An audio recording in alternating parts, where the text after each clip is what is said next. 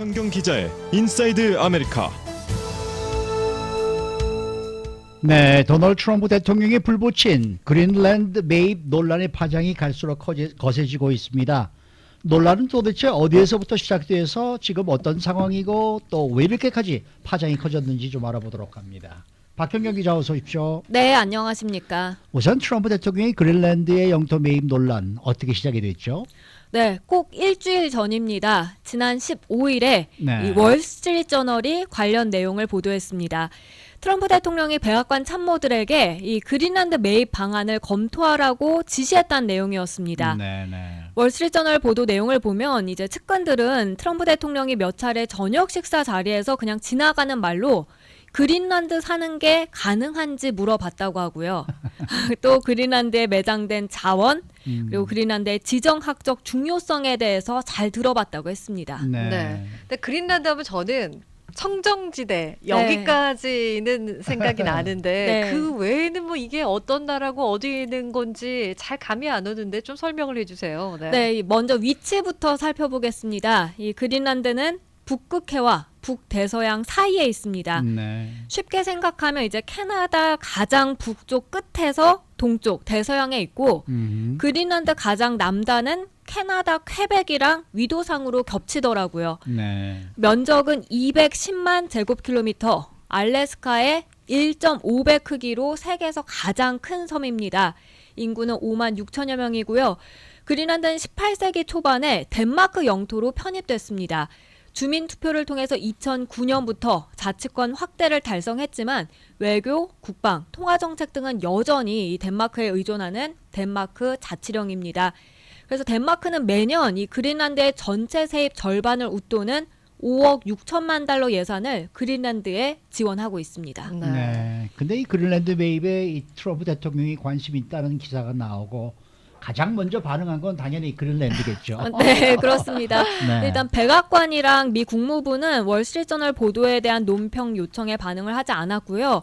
대신 그린란드가 이번 보도가 나온 뒤 다음 날에 바로 입장을 밝혔습니다. 이 섬은 판매용이 아니다. 이렇게 일축한 건데요. 네. 16일 이 성명을 통해서 not for sale, 우리는 파는 게 아니다라고 밝혔습니다. 근데 이때까지만 하더라도 사실 진지한 분위기라기보다는 좀 농담 쪽 풍자하는 그런 반응이 많았습니다. 네. 각 주요 언론사들 그리고 트위터에는 그린란드에 트럼프 타워가 올라간 합성 사진 아마 보셨을 겁니다. 맞아요. 이게 10년 뒤 그린란드 모습일 거다 뭐 하는 그런 풍자 게시물들이 번졌습니다. 그러니까 이게 언론에서 진지하게 보도되기 시작한 거는 그 전에 뭐 참모들이 얘기하는 게 아니라 이제 트럼프 대통령이 직접 나서서 내가 그린랜드를 사는 것을 검토하고 있다 이렇게 확인을 하면서부터였죠. 네, 맞습니다. 18일에 트럼프 대통령은 기자들에게 이게 어찌됐건 알려지게 됐는데 실제로 우리가 논의했던 거다라고 말했습니다. 그러면서 덴마크와 좋은 동맹이고 우리는 세계 많은 곳을 보호하고 있는 것처럼 덴마크를 보호하는데 그래서 이런 개념이 나왔다고 했고요. 이 그린란드 매입 검토는 전략적으로 흥미롭다고 밝혔습니다. 사실상 이 그린란드 매입 이 지시서를 본인이 인정한 겁니다. 그리고 이틀 후인 20일에는 트럼프 타워를 그린란드에 사온 그 가상 합성 사진을 자신의 트위터에 올렸습니다. 그러면서 난 이런 일 하지 않겠다고 약속한다. 이런 식으로 좀 장난스럽게 트윗까지 올렸습니다. 근데 그때까지만 해도 트럼프 대통령은 뭐 기분이 좀 좋아 보였어요. 네. 그런데 이제 분위기가 좀 심각해진 게 덴마크가 아주 그린랜드는 판매용이 아니다라고 이제 일축을 하면서부터 좀 기분이 상해졌어요. 네, 맞습니다. 네. 메테 프레드릭센 덴마크 총리는 그린란드를 방문해서 정말 터무니없다고 말했습니다. 네. 그린란드는 판매용이 아니다. 나는 이것이 진지한 의미를 둔 게 아니길 희망한다고 말했고요. 또 그린란드 총리 역시 그린란드는 투자 등 비즈니스에는 열려 있지만 매매 대상은 아니라는 점을 분명히 했다고 밝혔습니다. 총리에 더해서 덴마크 인민당 외교 담당 대변인은 더 심한 발언을 이어갔는데요. 트럼프 대통령이 정말로 이 아이디어를 고려하고 있는 거라면 미쳤다는 증거다. 그 덴마크가 그린란드를 미국에 팔아먹는다면 완전히 정신 나간 짓이라고 그렇게 좀 원색적으로 비난했습니다. 덴마크가 이제 이렇게 입장 발표를 하고 터무니없다라고 딱 일축을 하니까 트럼프 대통령은 더 강경하게 대응을 했는데 네. 원래 그 덴마크 가기로 했었잖아요. 근데 네. 그 방문 일정을 전격 취소를 했죠. 그렇습니다. 이번에 이 그린란드 매입 검토설이 좀 더 비중 있게 보도됐던 건 트럼프 대통령이 덴마크 방문을 앞두고 있었기 때문입니다. 근데 이 다음 달 그러니까 9월 2일부터 3일까지 이렇게 덴마크 방문하기로 돼 있었는데 20일에 트위터를 통해서 트럼프 대통령 덴마크 방문을 취소한다고 알렸습니다.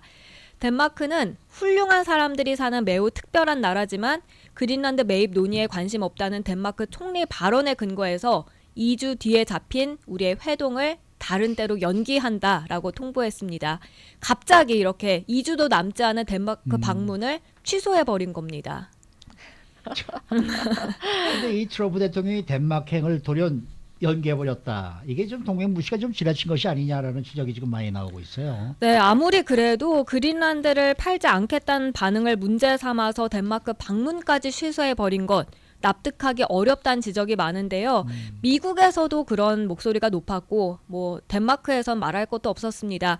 덴마크 국민들은 특히 이번 방문 기간에 이 마그레테 2세 여왕 주최로 공식 환영 연회가 예정돼 있었다는 점에서 이 같은 일방적인 취소가 정말 경악스럽다 이렇게 말하고 있습니다.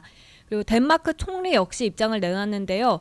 마음이 상당히 놀랐다고 했고요. 다만 미국은 여전히 덴마크에 가까운 동맹국 중 하나다라면서 이 초청 문제는 아직까지는 열려 있다. 이번 국빈 방문 취소가 통상 협력이든 외교, 안보 정책이든 우리가 내리는 결정에 영향을 줘선 안 된다고 생각한다고 말했습니다.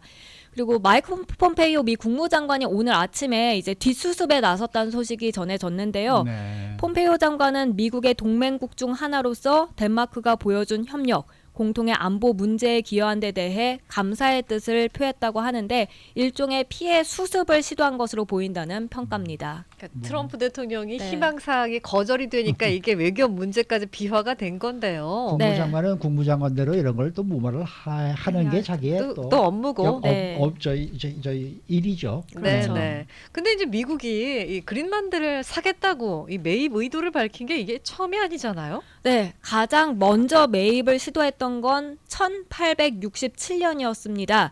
앤드루 존스 당시 대통령이 시도를 했었는데 뭐 실패했고요. 그 다음에도 1946년에 역시 미국이 그린란드 매입을 제안했었습니다. 해리 트루먼 대통령이 집권하던 시절이었는데 당시 1억 달러를 제시했다가 거절당했습니다. 이 1억 달러는 현재 가치로는 14억 달러라고 합니다. 근데 이건 2016년 국내 총생산도 안 되는 액수라고 워싱턴 포스트가 전했고요. 그리고 워싱턴 포스트는 이번 일을 계기로 해서 구글에다가 정말 많은 사람들이 그린란드 가격을 검색해보고 있다고 합니다. 근데 CNN은 전문가 발언을 인용해서 원칙적으로 구매에 뭐 합의를 이룬다고 해도 가격은 수조 달러에 달할 것이라고 보도했습니다. 자, 그런데 근본적으로 그린란드를 지금 왜 사려고 그러는 거예요? 크게 네 가지 의도가 있는 것으로 나왔습니다. 이 가장 큰 건 중국과 러시아에 보내는 경고 메시지라는 점입니다. 중국과 러시아에 미국, 우리는 북극에 지대한 관심을 갖고 있다라는 점을 분명하게 나타냈다는 건데요. 네. 러시아가 현재 북극 평의회 의장국을 맡고 있습니다. 근데 언제까지 러시아가 이런 북극의 맹주일 수는 없다라는 미국의 경고라는 지적입니다. 아하. 그리고 또 중국 같은 경우엔 지난해 그린란드 공항 3곳을 건설하기 위해서 자금을 지원하겠다고 했는데 아하. 이런 걸 미국이 그냥 지켜만 보고 있지 않겠다라는 메시지를 던졌다는 풀입니다.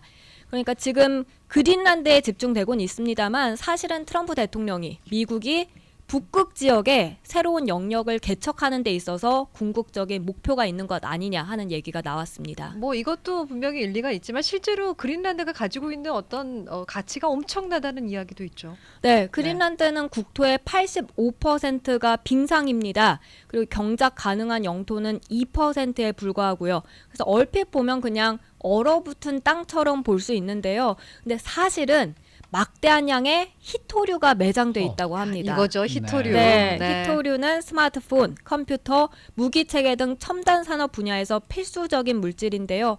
근데 지금 나오는 분석으로는 이 그린란드에 전 세계 히토류 생산량의 90%를 차지하는 중국에 비견될 만큼 엄청난 규모의 히토류가 매장된 것으로 알려졌습니다. 네. 네, 현재까지는 사실 광물 탐사 작업에 난항을 겪고 있죠. 그린란드의 기반 시설이 열악하고요. 노동력도 부족하고요. 그리고 잘 아시다시피 영하 30도, 기후도 문제가 있는데요. 근데 이런 점에서 좀 희망적인 게 지구 온난화가 진행되고 있잖아요. 네. 그래서 북극 빙하가 녹아내리면 그때는 이제 그린란드에 매장된 석유, 광물 자원에 대한 접근성도 좀 높아지는 것 아니냐. 그래서 그린란드 가치가 좀 올라갈 수 있다는 평가입니다. 네. 예전에 알래스카를 구입했을 때도 사실 나중에 와서 거기서 나온 광물 자원이라든지 이게 굉장히 많아서 좋긴 좋았지만은 네. 그거보다도 사실 지정학적인 문제가 더 음, 이익이 더 크지 않았습니까? 네. 이 그린란드도 마찬가지일 것 같아요. 네, 그렇습니다. 이 그린란드는 러시아 수도 모스크바까지 불과 3,600km 떨어져 있습니다. 네. 그리고 미국은 그린란드에 이 툴레 미 공군 기지를 운영하고 있는데요. 이 기지에는 미국의 미사일 공격 조기 경보 시스템이 배치되어 있습니다.